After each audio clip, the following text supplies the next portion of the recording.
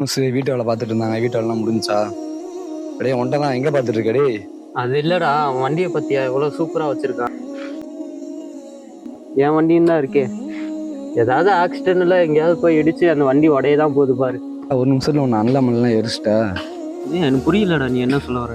அதாவது ரசூலுல்லா சொல்லியிருக்காங்க, என்ன சொல்லியிருக்காங்கன்னா, ஃபைனல் ஹசதா யாக்குல் ஹசனாத்தி கமா தாக்குலும் நாருல் ஹத்த. நெருப்பு எப்படி ஒரு கட்டையை எரிக்குமோ அந்த மாதிரி நம்மளுடைய நல்ல அமலை ஃபுல்லாக பொறாமல் எரிச்சிடும்னு ரசூலுல்லா சொல்லியிருக்காங்க. இதெல்லாம் இந்த மாதிரி எந்த விஷயத்தையும் எதுலையும் பார்த்து எந்த பொருளையும் பார்த்து பொறாமப்படாத, சரியா? நீ மன்னிச்சிடுறா, நான் எவ்வளோ பெரிய பாவம் செய்கிறேன்னு எனக்கு தெரிஞ்சிருச்சு. இனிமேல் அப்படி பண்ண மாட்டேன். ஜி, சொல்லுப்பா. இந்த மசாயில் ஒரு டவுட் ஜி. என்னப்பா? கேளுப்பா, சொல்கிறேன்ப்பா.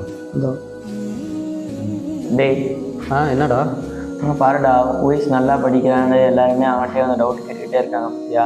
அவன் படிக்கிறத பார்த்தா பொறாமையாவே இருக்கு. ஏன்டா பொறாமப்பட்டு உன்னோட நல்ல அம்மலுக்கெல்லாம் நீயே எரிச்சுக்கிற? இது என்னடா? அப்படிலாம் இல்லடா. ரசூலுல்லாஹ் சொல்லியிருக்காங்க, லா ஹஸத இல்லா ஃபில் இஸ்னத்தைனி. 2 நபர்களை தவிர மற்றவங்க மேலே பொறாமப்படக்கூடாது. ஒருத்தவர் அவருக்கு அல்லாஹ் நிறைய செல்வத்தை கொடுத்துருப்பான். அந்த செல்வத்தை அல்லாவோட பாதையில் செலவு செய்வார். இன்னொருத்தவர் அல்லாஹ் அவருக்கு இல்மு கொடுத்துருப்பான். அந்த இல்மை வச்சு மற்றவங்க கற்றுக் கொடுப்பாரு, அதை வச்சு தீர்வும் கொடுப்பாரு. இப்போ நம்ம அந்த பொறாமப்படுறங்கிறது அவர் நல்லா படிக்கிறாரு, நம்மளும் நல்லா படிக்கணும் தான் பொறாமப்படணும். அதை விட்டுப்பட்டு அவர் நல்லா படிக்கிறார், அவர் எப்படா படிக்க விடாமல் தடுக்குதுங்கிற பொறாமப்படக்கூடாது, சரிங்களா? அதனால பொறாம பண்ணலாம். அவர் நம்ம நினைச்சா நம்மளும் நல்லா படிச்சு நல்லா நம்மளோட சொல்லி தரலாம், சரிங்களா? இன்ஷா